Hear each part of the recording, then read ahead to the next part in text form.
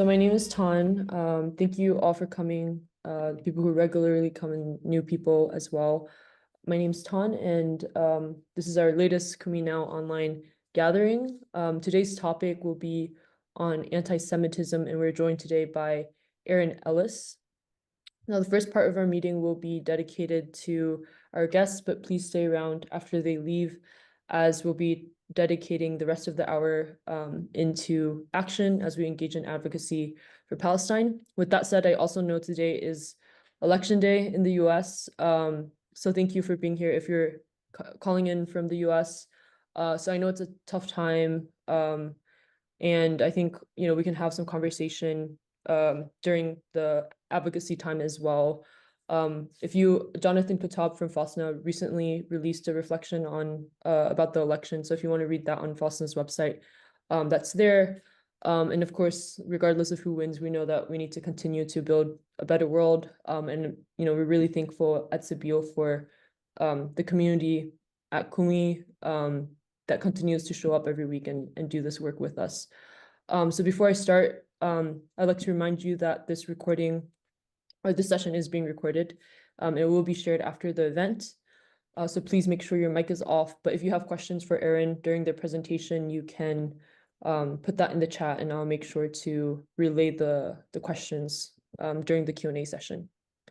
So just to introduce Aaron before they speak, Aaron Ellis is an organizer, activist, artist, and scholar who holds a PhD in theater and performance studies and an MA in religion, ethics, and philosophy, and facilitates courageous conversations and somatic workshops centering social justice. They co-create Jewish and inclusive ritual practice that centers social justice and speaks truth to power through art, theory, and practice. And I believe you're currently teaching as well, right, in theater and religious studies.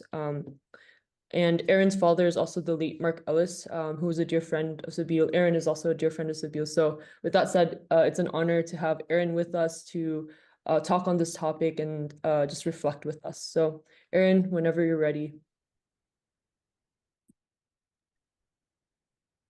Thank you, Tan. And I would like to begin by thanking Sabeel and Tan and the whole team and all of you assembled here for your witness. As many of you probably know, for decades now, Sabeel has carried a witness to the Christian world and beyond, and doing such important work, especially in Christian communities where they walk a tough line. Sabeel and other Christian liberationists who call for justice and peace in historic Palestine have to contend with historic anti-Semitism in basic Christian theology. Christianity is certainly not a monolith, and yet there are trends across Christian history that have long held Jews in an ambivalent position. Jews have been seen as both fundamental and foundational to the emergence of Christianity through the assumption of Jewish scripture, through the Jewishness of Jesus, the Palestinian, and also through the theological development of Christian doctrines of exclusivity. Jews are figured as Christ killers, as blind to the saving power of Jesus, and thus as damned. Christian Zionism takes this one step further by instrumentalizing Jewish desires for self-determination in the form of Zionism and supporting the colonial Jewish settlement of historic Palestine and the establishment of a Jewish state there. The hope of Christian Zionists and their belief is that amassing Jews in historic Palestine is a precursor for the second coming of Christ and a necessary condition for what is spelled out in the Christian book of Revelation, the rapture of believers and the judgment of non-believers, including the mass of Jews assembled in Palestine, culminating in hellfire, brimstone, and damnation. Palestinian Christians and organizations like Sabeel walk this fine line, especially because they carry the weight of these centuries of Christian anti-Semitism, but also because they are doubly beset by the ascendancy of Jews and indigenous Palestinian resistance to the first modern Jewish state in the form of Israel. So not only are they carrying this history, but they're also up against the move for, quote, Jewish empowerment after the Holocaust in Palestine. Since the Holocaust, we have seen righteous demands for Christian accountability to the impacts of Christian anti-Semitism and calls for theological transformation to purge Christian theology and institutions of long-standing anti-Semitism. At the same time, historic and ongoing anti-Semitism have been used to justify the creation of the State of Israel, and critics of the founding of the state, critics of the Nakba, and critics of ongoing Israeli policies toward Palestinians have been labeled anti-Semitic. Palestinians specifically, and Arabs and Muslims more generally, have since been seen by some, a loud and influential set of voices, even if a minority, as embodying the potential for another Holocaust. Thus, Israel, the only Jewish state, the only Jewish military power, is figured as necessary, even if imperfect, to guard against Jews' deepest, darkest fear, that there will be another Holocaust, and that it will happen soon, that it could happen any minute now. This marks a noticeable shift in trends of anti-Semitism, from the old anti-Semitism, conventional anti-Semitism, to this new anti-Semitism. But I believe there's also a strong mark of continuity and anti-Semitic tropes and the violence that it inspires between the old vision of anti-Semitism and this new, so-called new anti-Semitism. Both anti-Semitism and the weaponization of anti-Semitism against critics of Israel, um, critics of their settler colonialism, critics of their ethnocratic nationalism, their policies and practices. All of these things, both anti-Semitism and the critique of criticism of Israel, both maintain a monolithic vision of Jewish identity, Jewish peoplehood, and Jewish destiny, as if Jews are one thing. What we might call conventional anti-Semitism not only includes the strictly Christian dogma of figuring Jews as blind and damned, superseded by Christian revelation and forthcoming salvation, but it also includes such tropes as Jews being bloodthirsty and child killers, lustful and sexually deviant, untrustworthy and with ultimate allegiance to Jews above all others, miserly penny pinchers and greedy usurers, controlling global and local finance, unaccountable and all-powerful, pulling the strings of power from behind the scenes and manipulating the world order to benefit Jews to the detriment of non-Jews.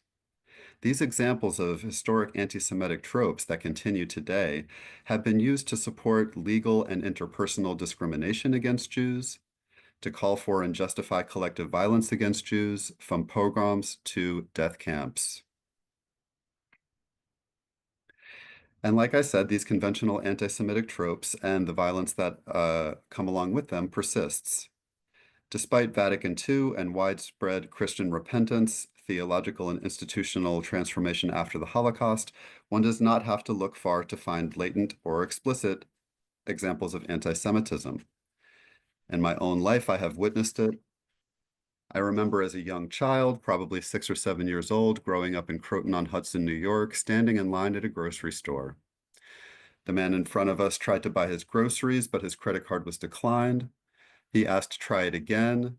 It was declined. He tried another card. It was declined. He asked to try it again. And when nothing worked, he screamed, "Effing Jews!"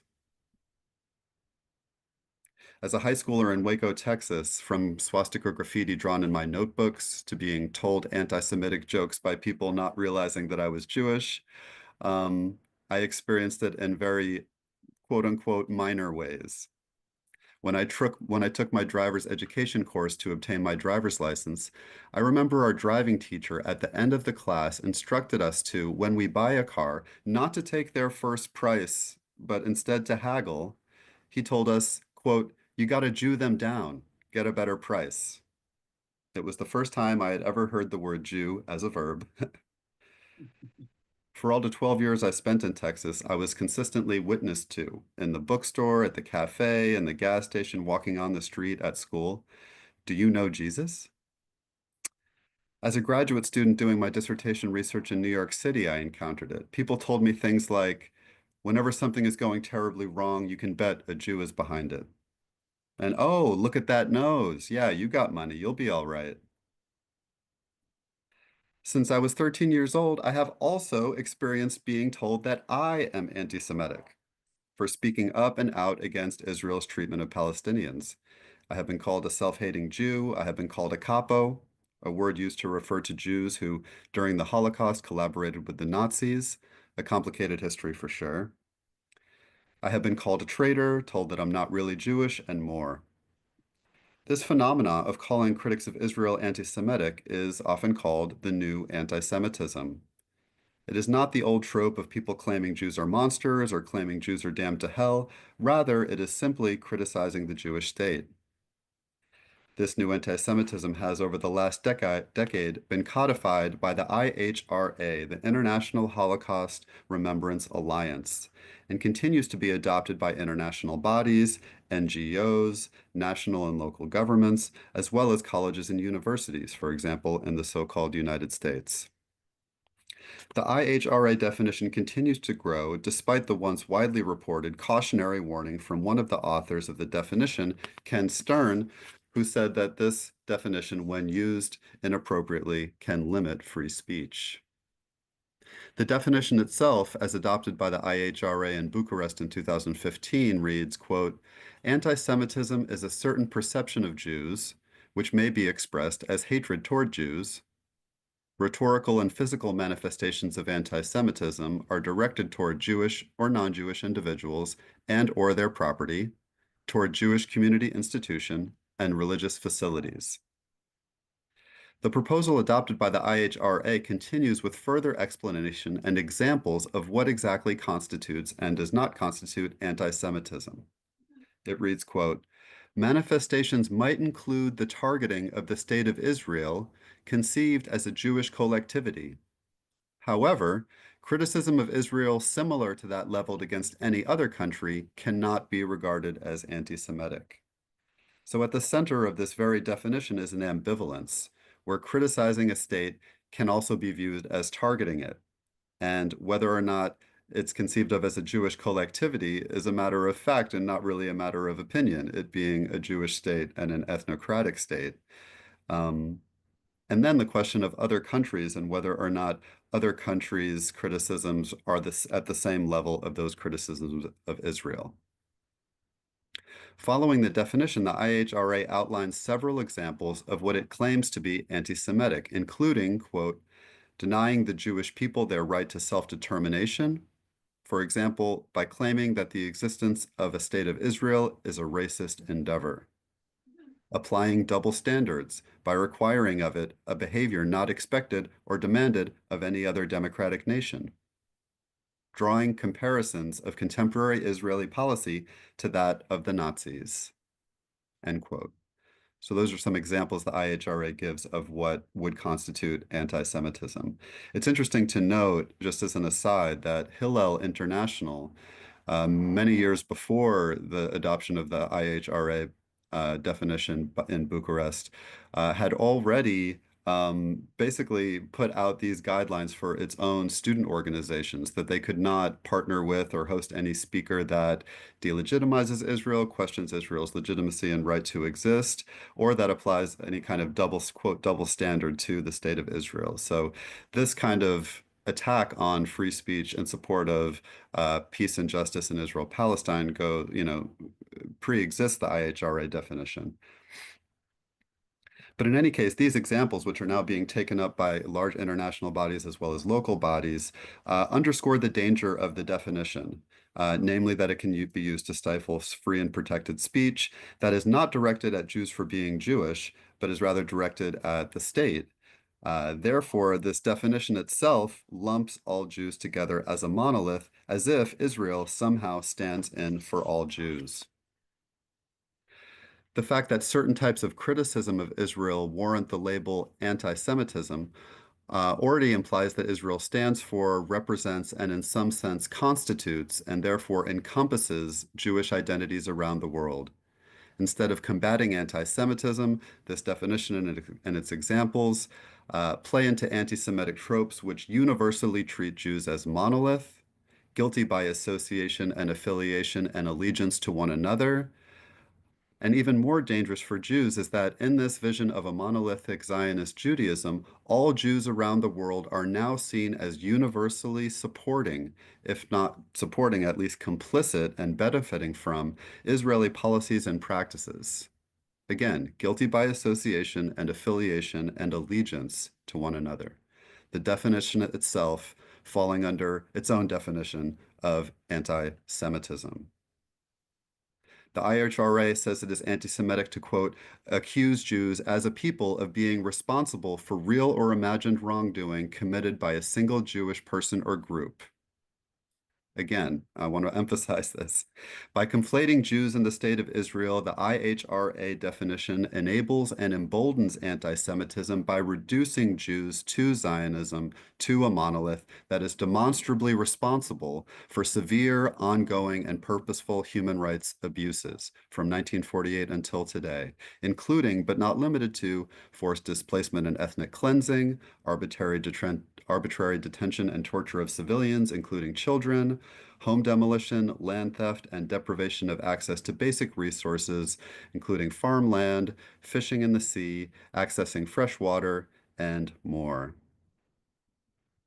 So while the IHRA, as well as anti-Semitic tropes, tend to paint Jews as a monolith, we might only survey principled Jewish criticism of the State of Israel to find that the IHRA definition and examples are problematic and basically inadequate to the task for which they were created, which is identifying and eradicating anti-Semitism. Just a few examples. Ilan Pappé, famed Jewish Israeli historian, describes the Nakba of 1948 as ethnic cleansing. The very foundation of the state consisted of a racialized, Eurocentric, Ashkenazi-centric, white-centric, Judeo-centric ethnic cleansing. Does this qualify as a, quote, racist endeavor, as the first example of the IHRA definition that I cited? Or does it merely report historical facts and describe a historical process by which the State of Israel came to exist? The claim of anti-Semitism is, of course, an easy way to deflect a conversation about those facts on the ground and to escalate the necessary political discourse to a level of disciplining and punishing as opposed to actual discourse. Now, on this claims of a double standard.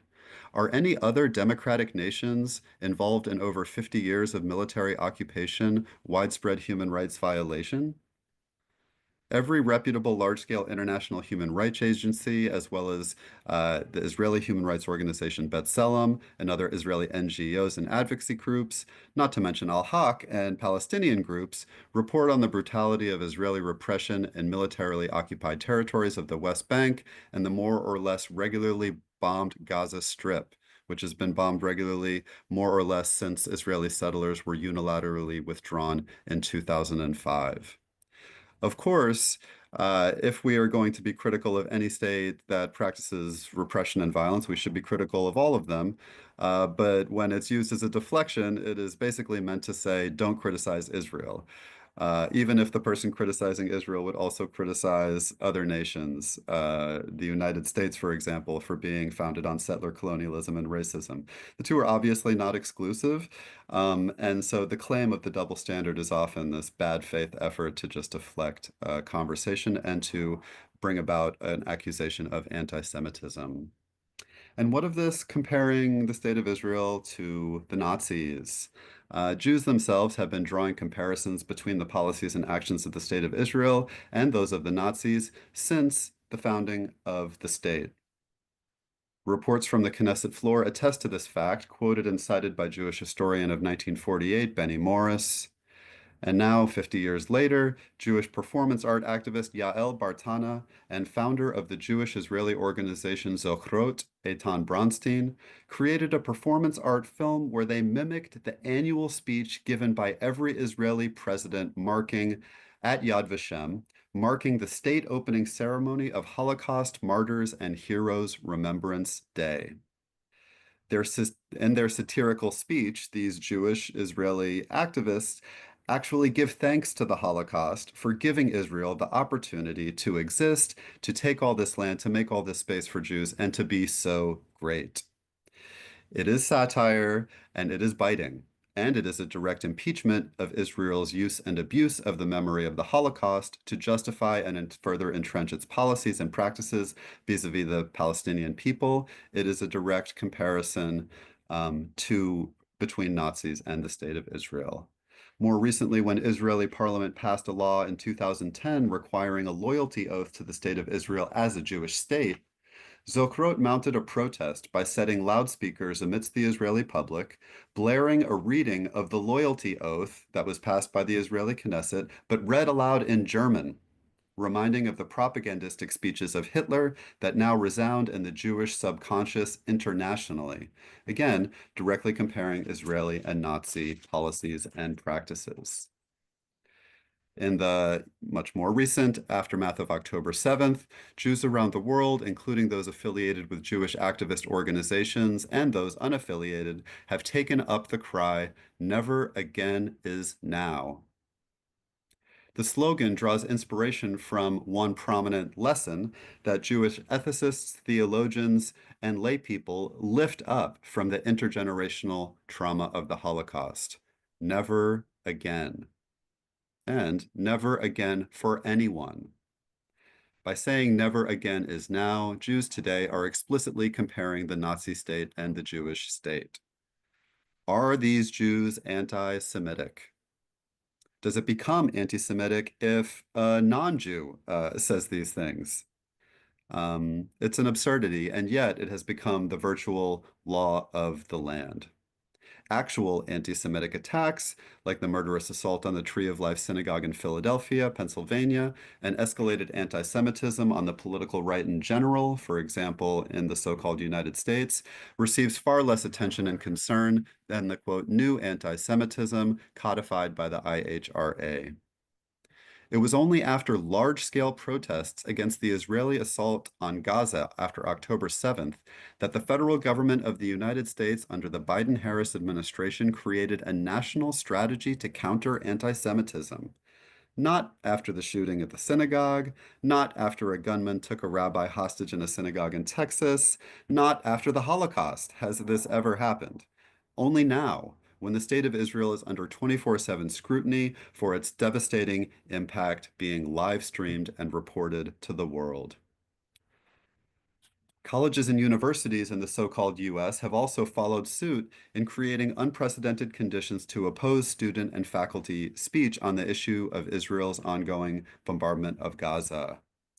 While current protesters, organizers, and people at university encampments make direct parallels and connections to previous university movements unrelated to the State of Israel, um, and the repression that those movements face from the police and from college administration, there seems to be a heightened level of scrutiny and discipline when the culprit being called out is a protester against the State of Israel's actions.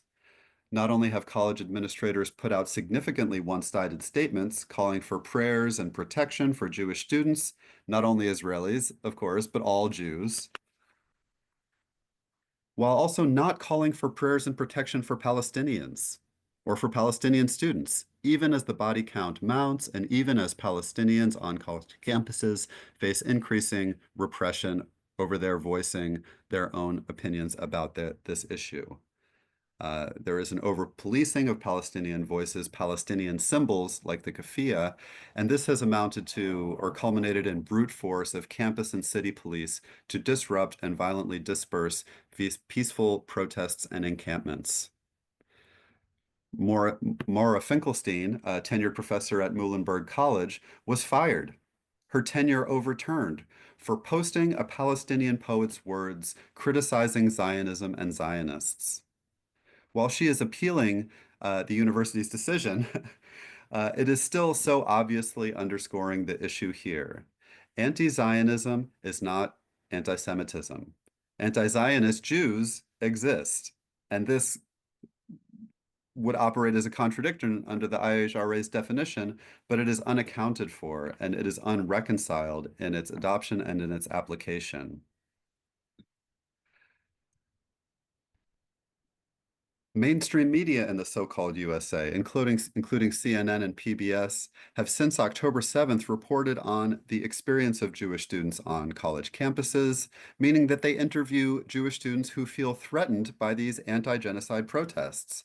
But they do not interview the countless Jewish student organizers, some anti-Zionist, some non-Zionist, who are helping organize these very protests. On August 8th of 2024, the state of Florida's Commissioner of Education Manny Diaz Jr., sent a memo to Florida college system presidents requesting, quote, an examination of course descriptions and syllabi in an effort to review classes for any anti-Semitic or anti-Israel bias, end quote. The letter requires presidents of public colleges and universities throughout the state of Florida to, quote, identify all classes being offered this academic year that contain the following terms in course syllabi or in course description: Israel, Israeli, Palestine, Palestinian, Middle East, Zionism, Zionist, Judaism, Jewish, or Jews. The order from the Department of Education further instructs college and university presidents to report these classes to the state, after which the DOE will create a course inventory and distribute the course inventory to all colleges, and order that college and universities review all instructional material utilized in each course listed in the inventory to identify anti-Semitism or anti-Israel bias. Of course, the DOE's review indicates extreme bias on the part of the state and its officials and imparts that bias to the colleges and university administrations. Their search obviously and intentionally leaves out any care or concern for anti-Palestinian, Islamophobic, or anti-Arab material in those classes. That is not what they are screening for. They are screening for anti-Jewish and anti-Israel bias, according to their letter. This one-sided slant tells us up front that the state and its officials are passing on a political agenda to their college and university presidents and using the state's purview over public education to impose their own ideological agenda. The ideological nature of the order, just to put a finer point on it, is evident from the fact that although Palestinians, Arabs, and Muslims have been targeted with hate speech and hate crimes across Florida for a long time, and although neo-Nazis have assembled and made transparent threats against LGBTQ+, Jewish and Palestinian and Arab and Muslim communities, the state of Florida has never requested such a review. They've never requested syllabi to ensure that anti-Palestinian rhetoric, anti-Arab racism, anti-Blackness, Islamophobia, homophobia, transphobia, or anti-Semitism were not being taught in these institutions until now, until the state of Israel is under heightened scrutiny, and at a time when Jews across the world and others are standing up in much greater numbers than ever before to oppose the state of Israel and its long-standing practices and policies against the Palestinian people. All of these modes to control the discourse, to discipline and punish people who step out of line and criticize Israel by calling them anti-Semitic, plays into the tropes of anti-Semitism, age old, that Jews are disproportionately powerful, that they are able to control the levers of power, that they have access to decision makers and can influence politics as well as economics for their own benefit to the exclusion of others, and that there is death involved in this and actual bloodletting and the killing of children. And here we confront with thousands upon thousands of Palestinian children have been killed. So we have this conundrum where Jews are standing up, speaking out, others are standing up, speaking out, and we also have these larger power structures that are condemning that speaking out. I'm going to end with just one brief story because I think that it's important to also highlight this question of anti-Semitism among Palestinians. And I just have a personal anecdote to share the complexity of that question with everyone. And then I'll turn it over for any questions anyone might have. When I was in historic Palestine for the first time, 2005, um, I went with the Israeli Committee Against House Demolitions, ICAD, which has a long time been rebuilding Palestinian homes that have been demolished by the IDF, and trying to protect homes from being demolished. The group was co-founded by a Palestinian man, Salim Shawambre, and a Jewish guy, Jeff Halper, a professor of anthropology and Minnesotan, who my father would say that his actual greatest claim to fame is that he attended Bob Dylan's bar mitzvah in Minnesota. Yeah. which is big. So I was there on the building site, and we had taken a break for the day after building the house, after building part of the house. And there was a researcher there from Denmark, I believe, who was doing their thesis or dissertation on the impact of home demolitions on the nuclear Palestinian family structure. Like, what are the impact of demolitions on the Palestinian family? And they invited me to go with them to meet one of the people that they are interviewing for their project. And I said, sure.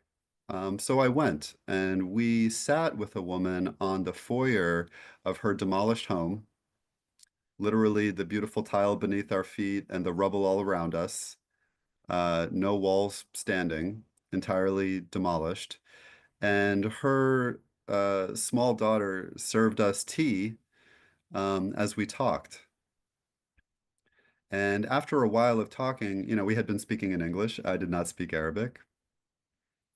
And after a while of talking, I got her story, that at least part of it, that her home had been demolished several times, that the first time it had been demolished, she was pregnant and she experienced a miscarriage. And that a couple of years later, when she had been pregnant again, her home had been demolished again, and she carried the pregnancy to term, but the baby was born in stillbirth.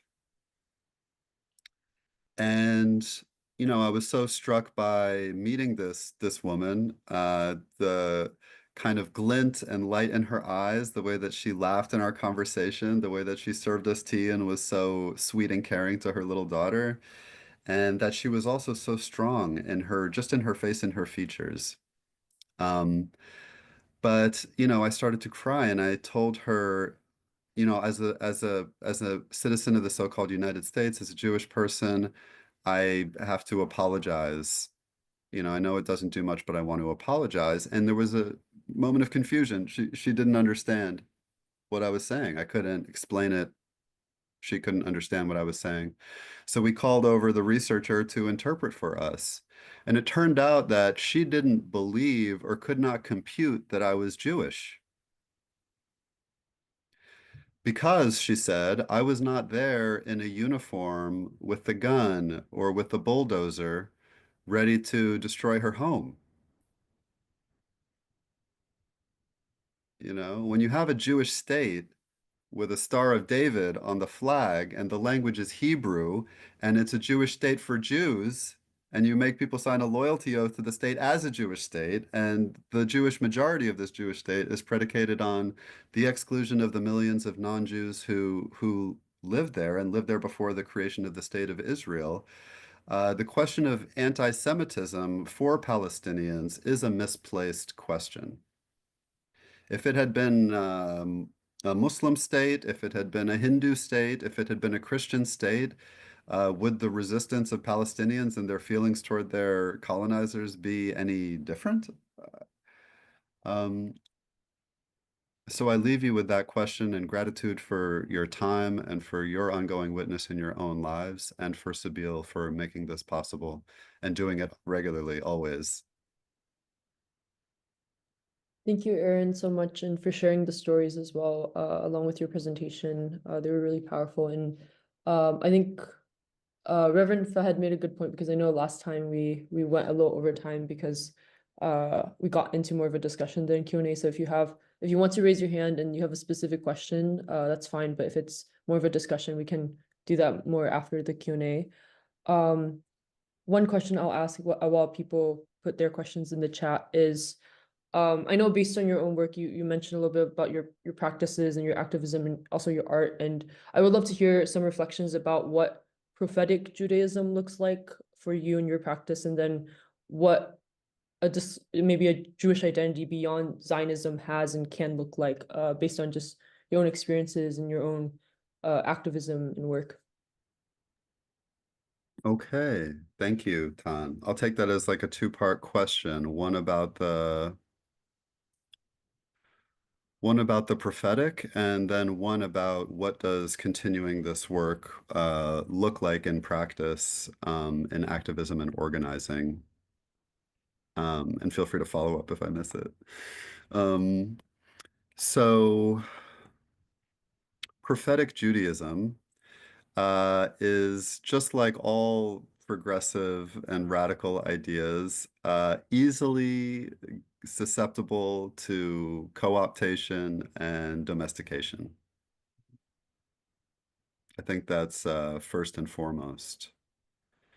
Prophetic Judaism for me is about escalation of resistance to injustice.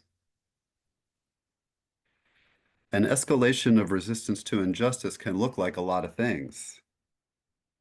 It can be practiced by people of all sorts with all different abilities and backgrounds and capacities and skill sets.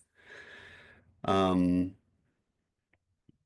and so it's hard to say what prophetic Judaism looks like other than to say it is escalatory. Without an escalation toward justice, then no matter how progressive the piety, it it is resolved into the status quo, which I think is a challenge for me as somebody who lifts up this idea of prophetic possibilities, that we all have the possibility to live and embody the prophetic in our own ways. Um, and it's a challenge to liberationists who hold up the idea of the prophetic and who hold up the idea of collective liberation, because sometimes we get we find ourselves in institutional contexts that invite and encourage us to remain basically conformist, even if we maintain a progressive line. So I think it's a self-reflective question for us all here. What does the prophetic look like? How do we follow it in our own lives? What steps can we take toward escalation? Realizing and recognizing that that will be different for everybody based on our own abilities and capacities, and also it will be different based on our timelines and where we are in our lives and who's around us and what conversation partners we have access to. So that's a tried to be a short answer, but didn't turn out too short. And what it looks like in practice with organizing toward the future that we want to see is that it is absolutely intersectional and interdependent. And without it being collective, it is for naught. You know, we see this move toward militarizing campus police to protect against anti-Semitism, militarizing Jewish campus spaces to protect against anti-Semitism, as if militarization keeps us safe. You know, when in fact it simply isolates Jewish students, it pits them against non-Jewish students who also need protection, probably need more protection than Jewish students. Especially, I'm thinking about Black students, brown students, students of color, trans students. Um, and so, again, this kind of thing that is separatist reinforces anti-Semitic tropes and deepens the problem of anti-Semitism while trying to solve it, but ultimately failing to do so. What I see around the world, around me, and not only around me where I am in Lenapehoking, New York City, but also even in the Deep South, is I see Palestinian liberation being more directly connected to other struggles for liberation by people who may not have ever really heard much about Palestine or understood much about it, or who may have said in the past, oh, that's just like been like that for thousands of years or something, which, you know, is not true. Um, so I think what I'm seeing is a deepening need for this intersectional and interdependent collective pursuit of liberation. Awesome. Thank you, Aaron. And someone asked a question about what advice or suggestions you can offer us when engaging with Jews and Jewish communities. And also, I think the second part to your question is also um, those wanting to engage and then those willing to face the elephant in the room in interfaith work and interfaith dialogue. And I think that's a entirely different topic, but that might be something you can also reflect on in terms of especially like interfaith dialogue being an equal weapon. Sometimes, like you could see it in the Abraham Accords, for example, a few years back, in the Middle East, but also in the US being used like that. So yeah. Yeah, thank you for the question. And they are kind of two different questions, and I also want to kind of find a through line in them.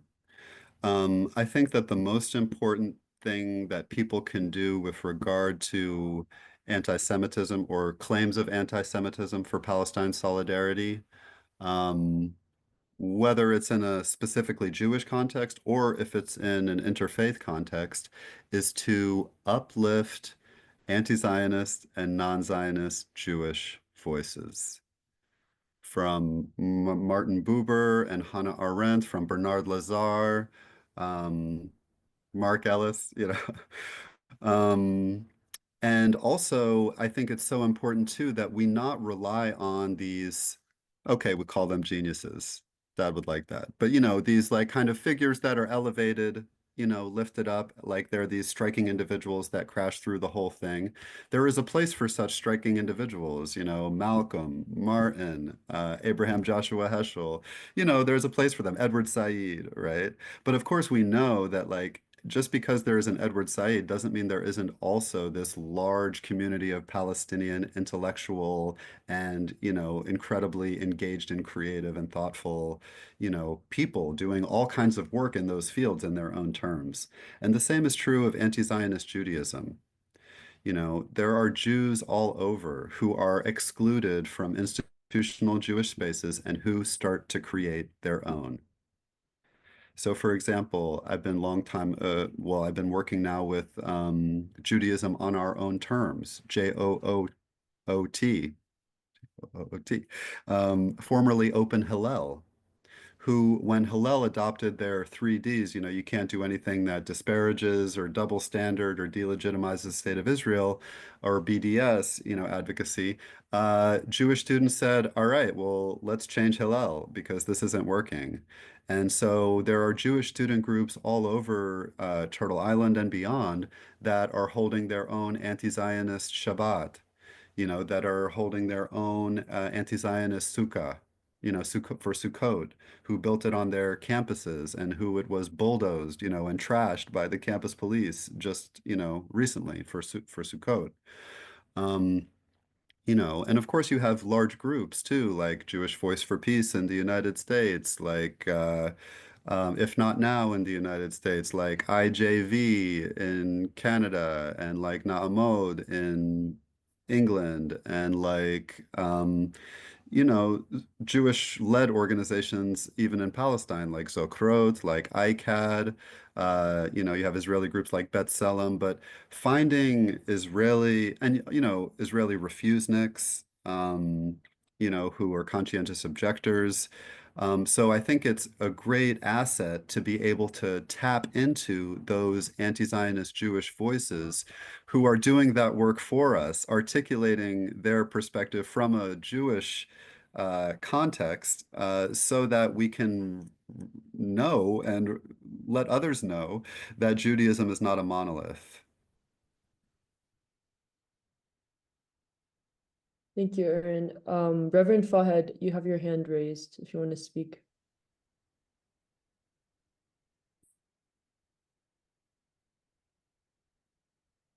I think you're muted, Reverend Fahed. Can you hear me? Okay, awesome. Erin, I want to thank you and thank Sabil, because Sabil is the first organization that introduced me to your dad, and we hosted your father many times in the holy city of Atlanta. So it's hear you. I remember seeing you with many pictures with your dad, and especially during the memorial service. I have two questions. Question number one, every time I speak to an audience, especially in a church, uh, I'm a retired Presbyterian minister. I always make the following definition, and I'd like for you to help me with it. One, that there is a difference between Judaism, Israel, and Zionism. I always say Judaism is the fate of 15 million Jews, give and take, that live more than 100 countries. Israel established in 1948, but not above the law. And Zionism is the issue that want uh, the land for the Jewish people of the world without the Palestinians and so forth. So I put emphasis on Zionism and the policy of the state of Israel. You know, I grew up in the Galilee area.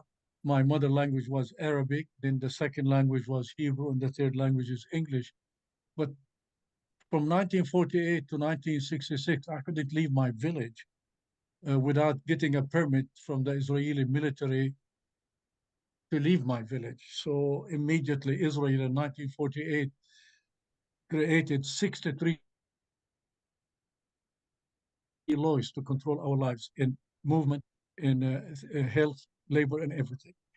Um, the real question I want to ask you, the second question, is after October 7, 1,000 black preachers signed a letter in the New York Times saying we need calling the president for ceasefire. We took those 4 people who signed from the 1,000 black preachers to came with 155 black preachers.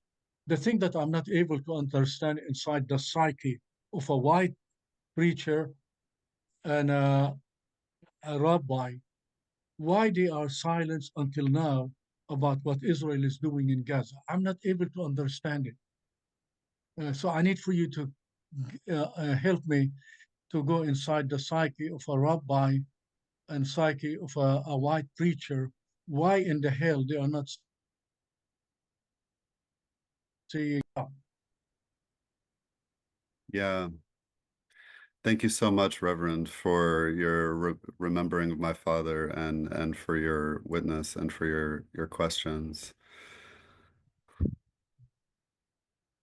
I mean, this is something, a question that I have been asking myself, and I have heard people asking themselves since before October 7th also, with the construction of the wall, for example, you know, this like 30-foot high, 3 feet thick concrete wall that's taking land and is encircling entire Palestinian villages, and it's automated, and you know, it's like, how can the world stand for that? How can anybody see this and not say anything?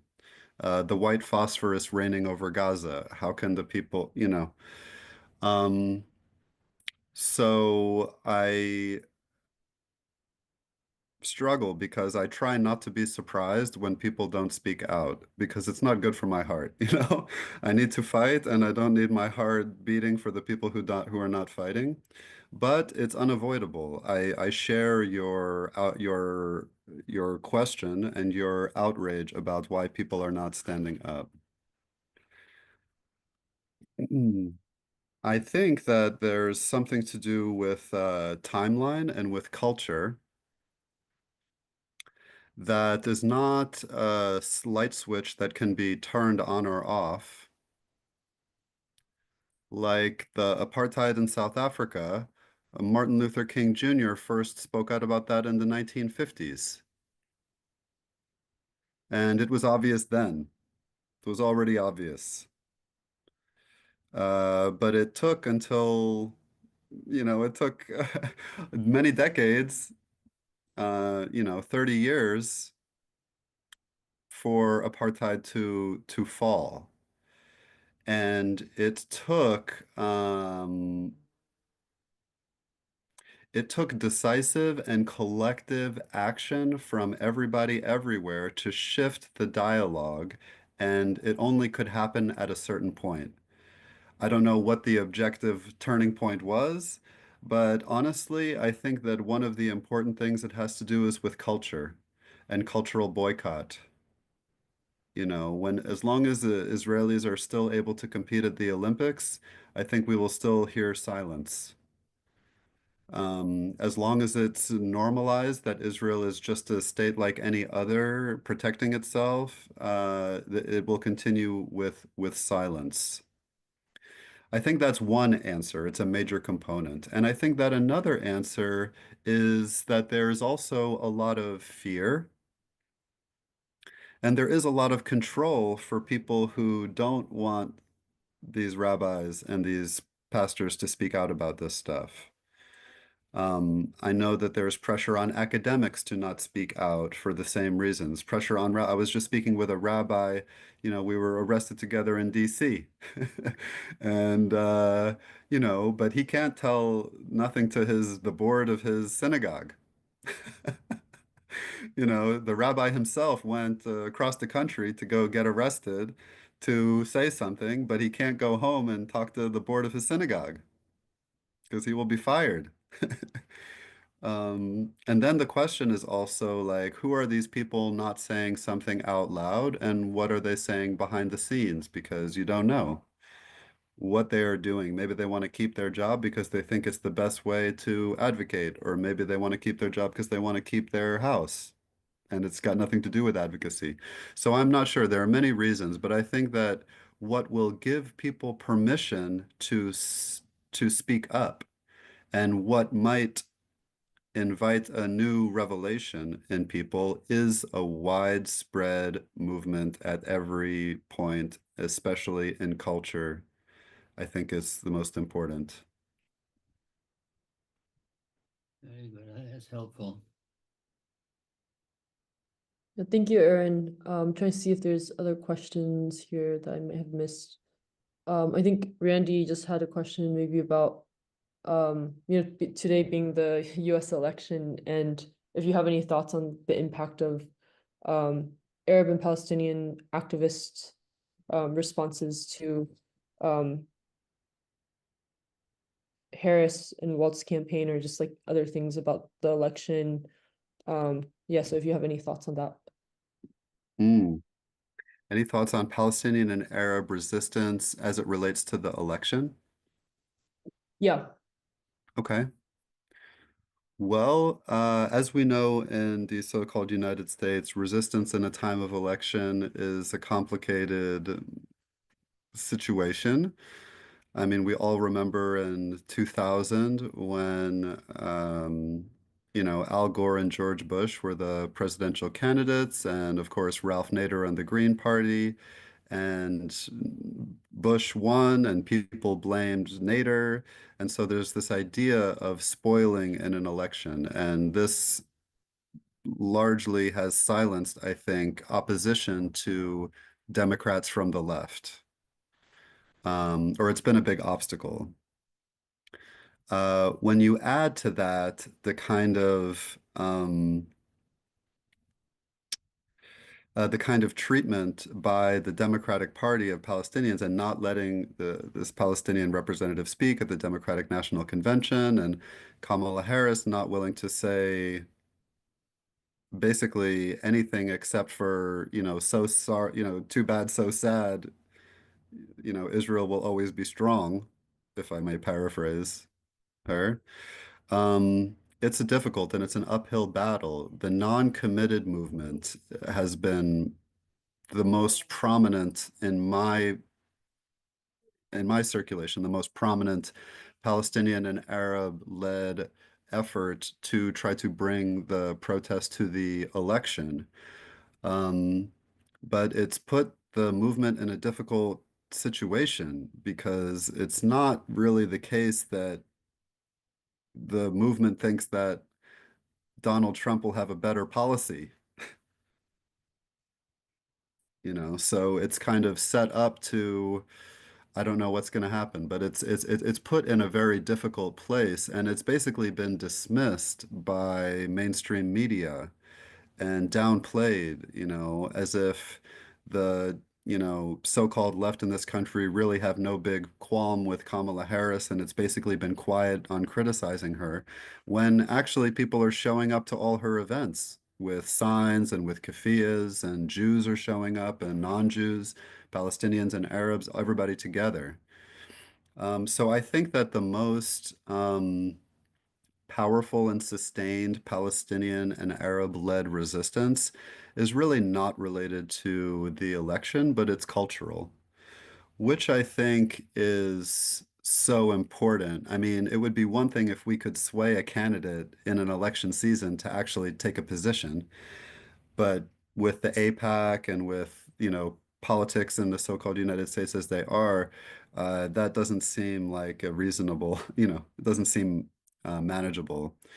But I see things like, for example, an interfaith queer Juma at Stonewall in New York City, Lenape-Hoking, where you have a Palestinian-led Juma call to prayer, Muslim call to prayer, with interfaith leaders, including a rabbi and a Jewish security team surrounding the perimeter of the park so that Muslims can pray the Jummah together, not separated by, gender or whatever, in a call for a ceasefire. These are the things that I'm seeing. I'm seeing incredible cultural events like that even existed before October 7th, like Pal Fest and like my dear friend Hind Shafani organizes this thing, Poeticians, these kind of cultural events that bring people together to invite them in to understand what is Palestinian culture, what is collective liberation in a cultural framework that is inclusive and that can lift up something to affirm. Because it's easy to say, don't vote for them, don't vote for them. No, no, no, they're not right, they're not right. But I think that what Palestinian and what I'm seeing Palestinian and Arab organizers and cultural organizers doing is creating these alternative spaces for exploring the power of community, the power of togetherness, the power of collective liberation discourse through the arts, through rhetoric, through you know, theory and through practice, these and through ritual, and through repurposing our community's resources to not be gatekeepers for the state violence and to not be apologists for genocide, but actually to be for collective liberation. And that's been where I've seen an incredible power. And there's also been a ton of behind the scenes stuff working with staffers and getting them to talk to their elected politician, and so it's not that I'm discounting electoral organizing. I believe in it. I believe it's powerful and important in the dual handle kind of approach that it's in politics, but it's also in community. And so those are my thoughts on Palestinian and Arab-led organizing in my context in Turtle Island. Thank you, Aaron. I really enjoyed your description of, what you're seeing at protests and these community events, because I think it underscores a lot of the what an alternative world could look like for everyone, and then also how anti-Semitism and all these forms of hatred are really just linked together. So thank you so much for that. We're running a little short on time, so we should probably jump a little bit to the advocacy section now. But if there's anything, like, is there anything you want to say to the audience, like one last thing that you would like to share with us?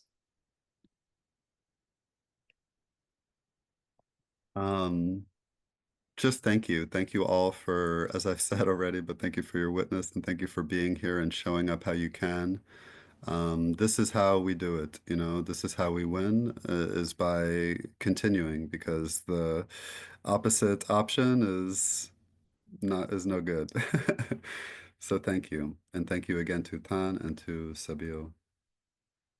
Wonderful. Thank you so much. And feel free to stay if you're busy and you need to leave. You're feel free to do that as well. But I just wanted to share a few quick action items from our Kumi Now action page. So let me just link that first, and then I can read out loud some of the things that we're doing. There's some things that aren't on the page, so I'll also talk a little bit about that. And then I'll also stay until like for 10 minutes so that if anyone wants to complete the actions, and then also talk a little bit or discuss any actions that are happening in your communities, you can do that. But for now, there's actually, I think this link is a little outdated, so let me send everyone a new link. There's still ongoing protests, obviously, and even with the election, there's still a lot of protests in the US, even this week. So I want to just send a few links if you want to mobilize your bodies in any way and go to any of the protests. So this is a link for worldwide protests. And there's also a few, I believe, in DC and other US cities as well. So I just want to put that there. In terms of the other actions, we have a few links just in the Kumi Now action page of the petitions that have been circulating for the last few weeks on the page. So I won't like read through all of them again since it's already it's been there for a bit. But there's those campaigns that you can sign on to, and those are the links that you can do that for. And then we're planning to put this on the page as well, but we haven't updated it yet. But we have I'm not sure if people know about this campaign going on, but there's been a few activists that started several months ago eSIMs for Gaza, and actually they just announced yesterday that they're running out of eSIMs. So basically this campaign has been connecting people in Gaza to internet through the purchase of eSIMs, which you can buy on an app. So I'll send you the link for the official link just so you can learn more about this and try if you want to donate money or try to buy an eSIM. They have instructions there. And they also have a upcoming workshop in the next few weeks. If you don't know how to buy an eSIM or you don't know how to do this, they do have a workshop for you to kind of learn. But I just wanted to put the link also there first, just so you can check that out. And then, yeah, I'll leave some space if anyone has anything they want to share in the chat. I'll make sure to send that out to people in the newsletter. And then, yeah, just discussion time. So thank you all for coming and for continuing to be here and being present every week with us.